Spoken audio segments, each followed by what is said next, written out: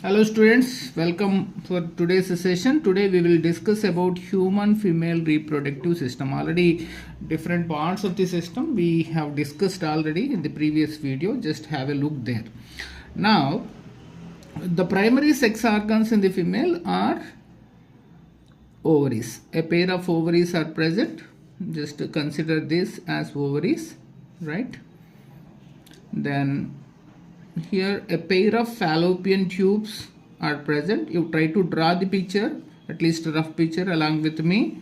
This is a pair of fallopian tubes, and these fallopian tubes approximately they will be 10 to 12 centimeters each, and they open into a muscular chamber which we call uterus. Commonly it is called womb.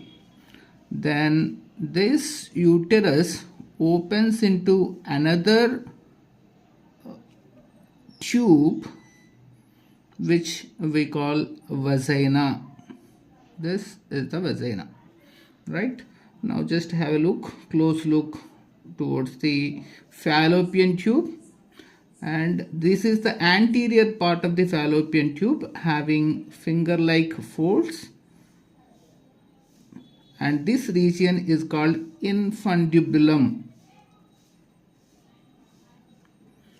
and these finger-like projections we call them as fimbriae. So they are ciliated, right? And the next part of the fallopian tube is little swollen in nature, which we call ampulla. And the next part of the fallopian tube is called isthmus. So these are the three components of the fallopian tube. Just look at here: infundibulum, ampulla, and isthmus. So usually the fertilization, the place of fertilization is the junction of ampulla and isthmus.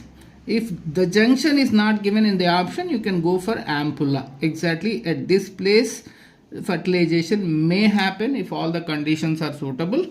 And now, so already you know that this fallopian tube is 10 to 12 centimeters length, and both the fallopian tubes open into a muscular structure which we call uterus.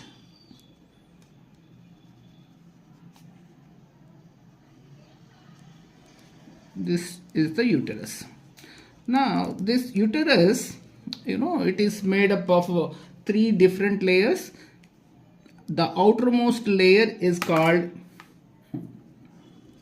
perimetrium, and the innermost layer is called endometrium.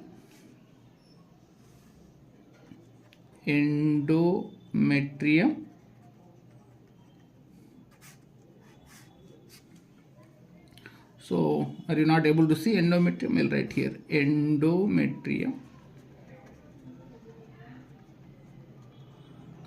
And the middle layer, the muscularity layer, is called myometrium.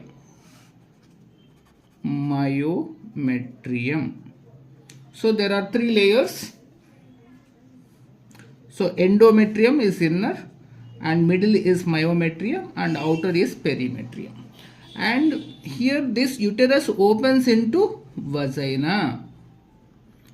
And here uterus opens into vagina through a narrower structure which we call cervix. Right? Cervix plus vagina together we call it as birth canal. Note down, very important point, birth canal. Right. Now this is the ovary. So ovary is connected to the pelvic region through ligaments. Connecting links are there. Right. So now How the ovulation happens, we will see in the menstrual cycle. Just to look at the picture. So note down all the points. We'll move to the next topic. Menstrual cycle. Before going to menstrual cycle, we will have a look over the structure of the ovary. So by that you can get more clarity. Now just see, imagine this is the ovary, the primary sex organs in the female. What are the primary sex organs in the male? Testis. So in testis, sperm cells are produced from seminiferous tubule. Inside the seminiferous tubule, there is a specialized epithelium. What is it? Germinal epithelium. So here, why I am telling this, if it is a seminiferous tubule, seminiferous tubule is lined inside with the germinal epithelium, whereas in the ovary, germinal epithelium is present at the periphery, outermost. So ovary is surrounded with germinal epithelium. Here some specialized cells are present, which we call oogonia.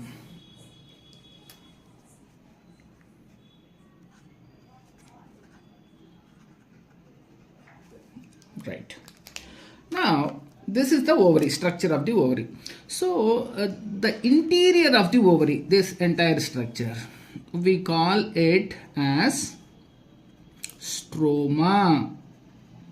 The outer is germinal epithelium. So, ovary has two major parts. What are they? Germinal epithelium and stroma. Now in the stroma, there are two regions. So outermost region is called ovarian cortex.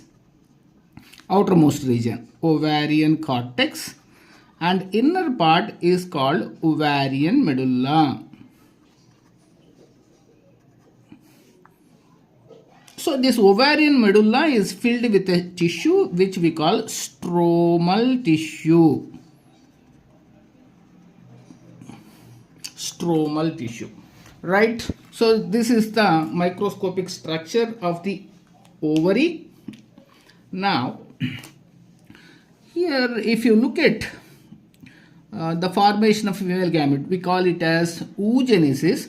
Oogenesis starts at embryonic development. Before the birth of the female, oogenesis starts in the female. That is very important. So when it comes to the spermatogenesis, it starts from puberty. Now in the embryonic development itself, here oogenesis begin, and now you can see the formation of primary oocyte. Primary oocyte. This is the cell formed from oogonium, and this stromal cells are covering this now like this.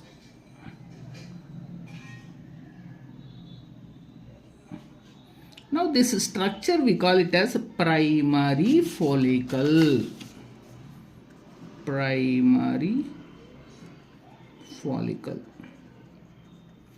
So here the number of primary follicles, if you look at the newly born female child, in each ovary you can see at least a couple of million of primary follicles. That means approximately 2 million follicles, primary follicles are present in the each ovary. So gradually their number keep decreasing. So when female reaches to the puberty, you can expect around 60,000 to 80,000 primary follicles in each ovary.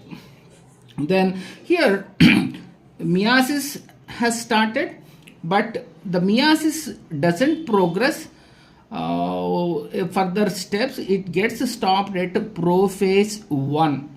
So this is what we call first resting state, and the further changes, completion of meiosis 1 happens at the time of puberty, right?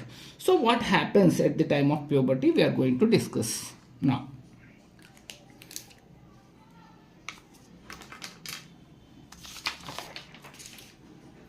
So now just have a look here what is going to happen at the time of puberty. So here from pituitary gland, gonadotropins are produced. So gonadotropins are of two types, you know, that follicle stimulating hormone and luteinizing hormone. Now this follicle stimulating hormone acts on the primary follicle. Now again we'll go to the rough structure of ovary. Imagine this is the ovary. Okay. Now this is primary follicle.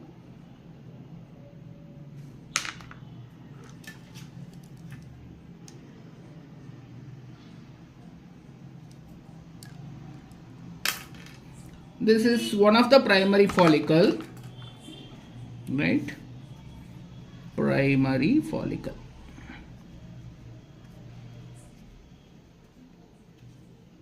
Now the cell which is present in the middle is called primary oocyte. So it is already undergoing meiosis 1, but now it is arrested at prophase 1. So when the girl reaches at the age of 11 or 12 years, that means at puberty, the follicle stimulating hormone is produced from anterior pituitary and it acts on the follicle. Now the primary follicle starts growing. So the next stage, you can see that the number of follicular cells, or we can call them as stromal cells or granulosa cells also we can say. So the cells which are present around primary oocyte, so which I am drawing. So these we can call them as granulosa cells. Even you can call them as stromal cells also. Right. So now the granulosa cells number keep increasing. So you see here, this is let's call it as stage number 1. This is stage number 2. What is the difference here? Here granulosa cells are present as a single layer. Here it is present in the multiple layer.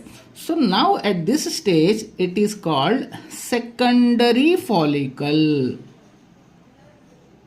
Secondary follicle. So because of FSH. Now FSH keep working and it will go to the next stage where you can find the differentiation in the granulosa cells as inner layer, one thing, the other like this.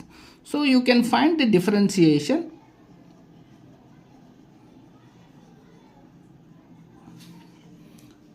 And at this stage it is called tertiary follicle.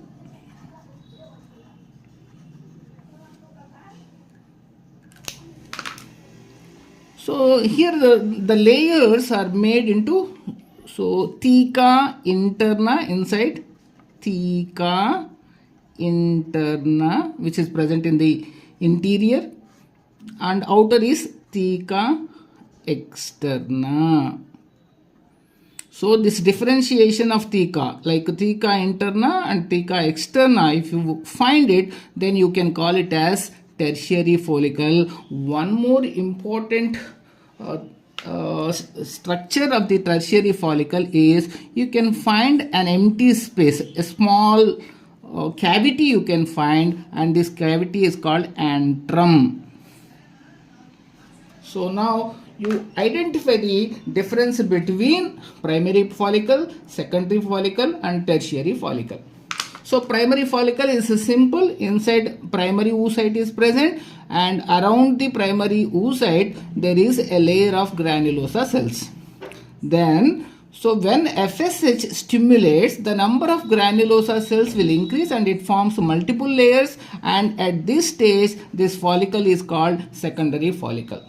And in the next stage, the granulosa cells are organized into two different layers like theca externa and theca interna, and it also includes a fluid filled cavity which is called antrum. So by that you can consider this stage as tertiary follicle.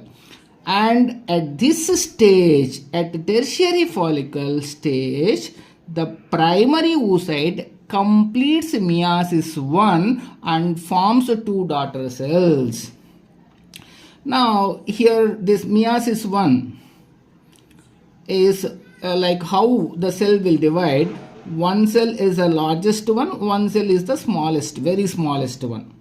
So now this cell which is larger, we call it as secondary oocyte, and this is called the smaller cell polar body. So as a result of meiosis 1, primary oocyte has divided into a large secondary oocyte and one polar body. So these are haploid in nature. So where, in which stage, in which follicle meiosis 1 is completed? At tertiary follicle. And then next stage is called Graafian follicle. Graafian, name of the scientist. So the matured follicle is called a Graafian follicle, which breaks because of the action of luteinizing hormone. When luteinizing hormone acts on Graafian follicle, and it ruptures and releases the secondary oocyte. Secondary oocyte, generally we call it as secondary oocyte, which is haploid in nature. It is released, and this phenomenon is called ovulation.